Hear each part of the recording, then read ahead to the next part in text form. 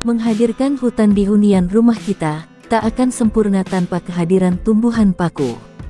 Tumbuhan paku atau pakis pelengkap dan berperan penyusun ekosistem hutan. Assalamualaikum warahmatullahi wabarakatuh. Jumpa lagi dengan Frani26 Channel. Semoga Anda semua dalam keadaan sehat walafiat, tidak kurang suatu apapun. Sahabat, kali ini Frani26 Channel akan mengupas dan menayangkan tanaman hias paku-pakuan pelengkap taman hutan di hunian rumah kita. Seperti dikatakan di awal, menghadirkan hutan di hunian rumah kita tak akan sempurna tanpa kehadiran tumbuhan paku. Tumbuhan paku atau pakis pelengkap dan berperan penyusun ekosistem hutan.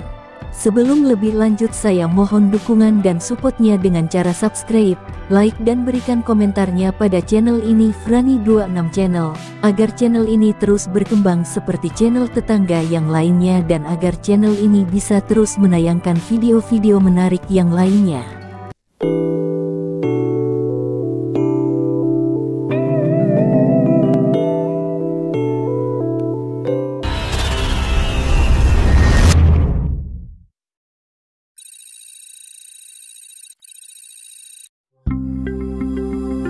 Tumbuhan paku termasuk dalam kelompok organisme dari kingdom Plantae yang memiliki akar, batang, daun sejati serta pembuluh pengangkut.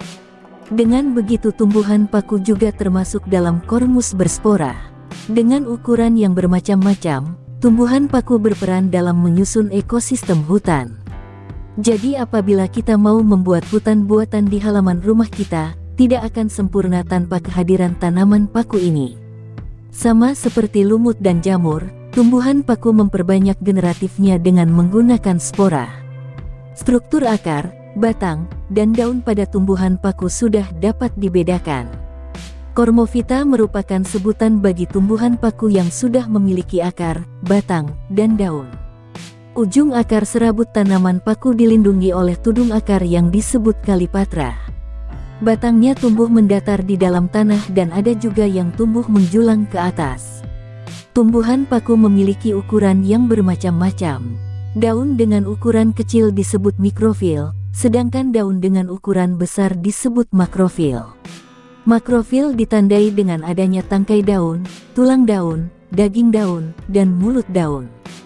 Dalam kehidupan sehari-hari, tumbuhan paku banyak dimanfaatkan sebagai sayuran, bahan obat-obatan, tanaman hias, dan pupuk hijau. Ciri-ciri tumbuhan paku: berukuran makroskopis, bahkan ada yang tingginya menjulang hingga mencapai 20 meter. Memiliki jaringan pengikut silem dan floem dengan tipe kolateral yang terdapat di bagian batang. Kosmopolit, habitatnya di mana-mana. Hidup secara saprofit, epifit, dan di atas air atau tanah. Mengalami metagenesis ketika bereproduksi. Adanya pergiliran keturunan pada sporofit dan gametofitnya. Bagian ujung daun mudah menggulung. Berdasarkan ukurannya, daun dibedakan menjadi makrofil dan mikrofil. Berdasarkan fungsinya, daun dibedakan menjadi tropofil dan sporofil. Tumbuhan paku memiliki satu kutub, tumbuh dengan baik di lingkungan yang teduh dan lembab atau basah. Kategori tumbuhan paku. Tumbuhan paku memiliki jenis yang bermacam-macam. Berikut kategori tumbuhan paku yang dibagi ke dalam 4 kelas, yaitu paku purba. Tumbuhan paku purba tidak memiliki akar serta daun sejati.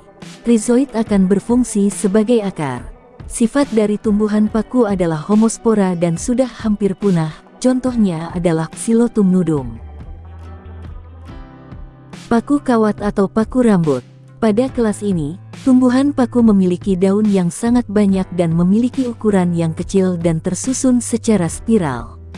Tumbuhan paku purba hidup dengan menempel pada tumbuhan lain, tetapi tidak bersifat parasit. Contoh tumbuhan paku kawat adalah Selaginella caudata, paku ekor kuda. Tumbuhan paku ekor kuda tumbuh subur di tempat yang lembab dengan jumlah yang sangat besar. Beberapa contoh tumbuhan paku ekor kuda adalah Equisetum debile dan Equisetum ramosissimum. Paku sejati. Tumbuhan ini memiliki sifat higrofit karena tumbuh di tempat yang lembab dan teduh. Memiliki ukuran yang bervariasi, mulai dari yang kecil seperti lumut hingga yang menjulang seperti pohon. Contoh tumbuhan paku sejati adalah Salvinia natans dan Azolla.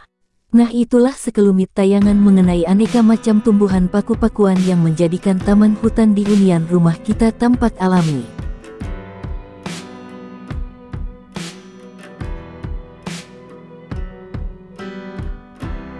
Terima kasih sudah menonton tayangan ini, terima kasih support dan dukungannya. Semoga bermanfaat.